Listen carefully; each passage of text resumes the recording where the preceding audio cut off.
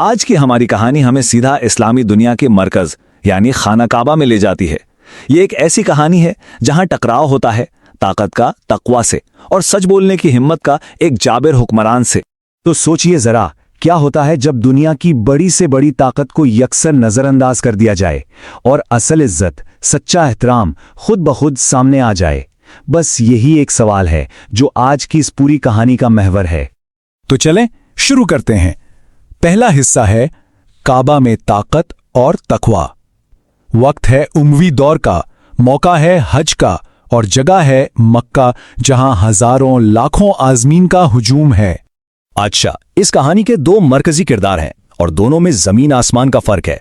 एक तरफ तो है उमवी वली अहद हिशाम बिन अब्दुल मलिक। इनके पास दुनिया की हर ताकत है, इख्तियार है, फौज है। और दूसरी तरफ हैं इमाम ज़ैनुल आबिदीन, नबी पाक के पड़पोते।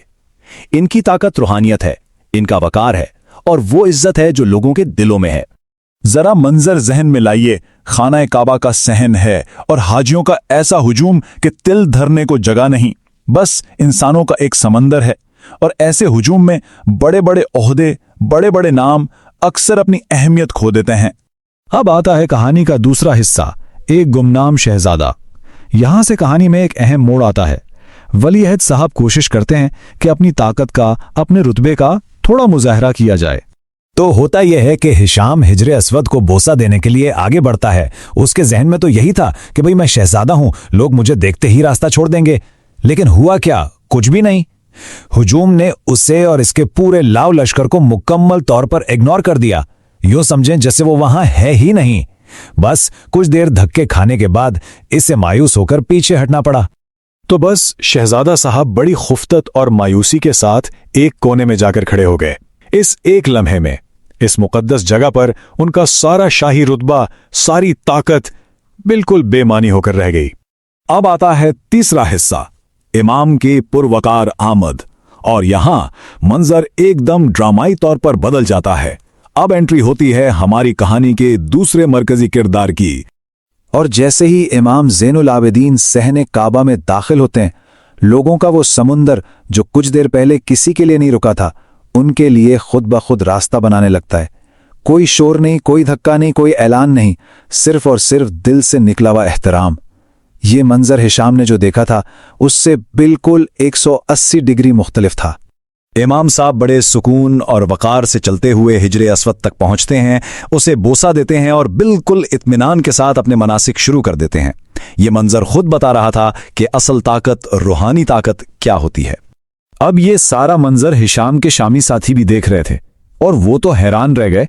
अरे भाई, अभी कुछ देर पहले उनके अपने वली अहद को कोई पूछ नहीं रहा था, और ये कौन है जिनके लिए पूरा मजमा सिमट गया? तो उनमें से एक ने हिम्मत करके हिशाम से पूछ ही लिया, जनाब ये कौन साहब है? हिशाम, जो इमाम को अच्छी तरह जानता था, हसद और शर्मिंदगी से जल भुन गया। अपनी इज्जत बचाने के लिए उसने बड़ी ढुटाई से झूठ बोल दिया, मैं नहीं जानता ये कौन है। बस अपने लोगों के सामने अनजान बनने का ड्रामा किया ताकि बात रफा दफा हो जाए। अब बारी है चौथे हिस्से की, एक शायर की सच्चाई। हिशाम ने तो सोचा था कि झूठ बोलकर मामला खत्म हो जाएगा, लेकिन ऐसा नहीं हुआ। अब कहानी में एंट्री होती है एक तीसरे और सबसे गैर मुतवक्का किरदार की, एक शायर की। ये शायर थे फरजदक।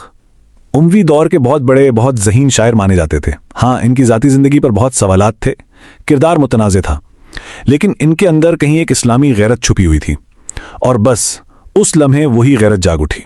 जब फरजदक ने देखा कि अहले बैत की शान में ऐसी गुस्ताखी हो रही है, तो उनका ज़मीर उन्हें कचोके लगाने लगा। उनसे रहा नहीं गया और वो सीधा वली अहद के सामने सच बोलने के लिए आगे बढ़ गए। और फिर फरजदक की ज़बान से वो तारीखी कसीदा निकला जिसकी गूंज आज भी तारीख में सुनाई देती है। उन्होंने बुलंद आवाज में कहा, ये वो हैं जिनके कदमों के निशान को मक्का की ज़मीन पहचानती है। इन्हें काबा भी जानता है और हिल और हरम भी जानते हैं। फिर उन्होंने सीधा हिशाम के झूठ पर चोट की। कहा, अगर तुम नहीं जानते तो सुन लो, ये बीबी फातिमा के लख्ते जिगर हैं। ये इनके बेटे हैं जिनके नाना पर नबूवत खत्म हुई। और फिर खुले आम वली अहद को ललकारा, तुम्हारे एक कहने से कि ये कौन है उन्हें कोई फर्क नहीं पड़ता, उनकी शान कम नहीं होती। अरब हो या अजम, सब जानते हैं कि तुम किसका इनकार कर रहे हो। अब आते हैं आखिरी हिस्से पर, एक कसीदे की मिरास। फरजदक ने जो ये हिम्मत दिखाई, اس کے نتائج فوری بھی نکلے اور بہت دور تک بھی گئے۔ دیکھتے ہیں کہ اس نظم نے تاریخ پر کیا اثر چھوڑا۔ ظاہر ہے ہشام تو غصے سے لال پیلا ہو گیا، بھری محفل میں ایسی بے عزتی، اس نے فوراً فرزق کو قید کرنے کا حکم دے دیا۔ جب یہ بات امام تک پہنچی تو انہوں نے قید خانے میں فرزق کے لیے انعام بھجوایا۔ پہلے تو فرزق نے انکار کیا، کہا کہ میں نے یہ سب اللہ کے لیے کیا ہے، لیکن امام نے اصرار کیا تو انہوں نے قبول کر لیا، اور وہ نظم وہ تو عربی ادب کا ایک لازوال شاہکار بن گئی۔ فرزق کا یہ جو کام تھا نا، یہ اسلام کے ایک بہت بڑے اصول کی زندہ مثال ہے، جسے کہتے ہیں کلمت الحق عند سلطان جائر، مطلب ایک ظالم جابر حکمران کے منہ پر سچ بات کہہ دینا۔ تاریخ کی کتابیں بتاتی ہیں کہ فرزق کی اپنی زندگی کوئی فرشتوں جیسی نہیں تھی، اس میں بہت سی کمزوریاں تھیں، لیکن ان کا یہ ایک عمل، اس کا وزن بہت بھاری تھا، یہاں تک کہ بڑے بڑے علماء نے لکھا ہے کہ امید ہے کہ قیامت کے دن اللہ فرزق کو شاید ان کی اسی ایک نظم کی وجہ سے بخش دے گا۔ اور یہ کہانی ہمیں ایک بہت گہرے سوال کے ساتھ چھوڑ جاتی ہے۔ سوچئے کہ آخر کب اور کیسے ہمت اور سچائی کا صرف ایک لمحہ انسان کی پوری زندگی کا تعارف بن جاتا ہے۔